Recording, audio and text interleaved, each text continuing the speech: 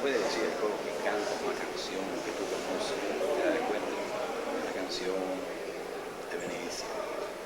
Alberto quiere que le cantemos, a ver Ya si se la recuerdan convinto. ustedes. No, adiós hermano no. La que hacíamos la soprano. Dormí estrella del cielo, sabadí. Nada más que la primera estrofa. Y ya, vamos a complacer. Vamos a complacer. ¿Qué tono era eso? ¿Eh?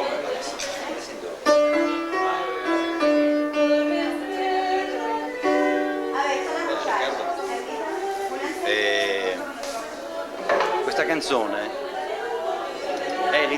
sarebbe l'interpretazione cubana di un canto popolare veneziano, di una ninna nanna. Interessante perché questa ninna nanna, che si conosce a Venezia, è stata trovata raccolta da Luisa Ronchini.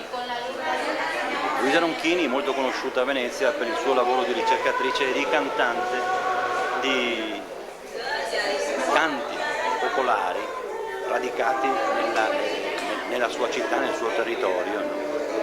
Adesso sentiremo una versione cubana, una traduzione, diciamo, libera in lingua spagnola. Vamos a vedere. Improvvisiamo.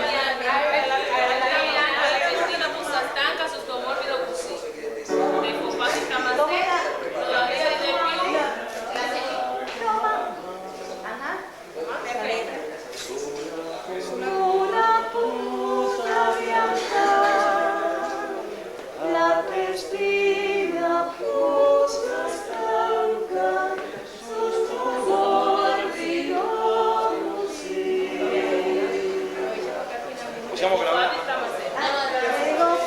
¿Tú la cantas con nosotros? Primera estrofa, ahí. ¿Cómo empieza? Duerme estrella. Tú le das el paso a ella. No. Duerme estrella. Dos, ti. Duerme estrella.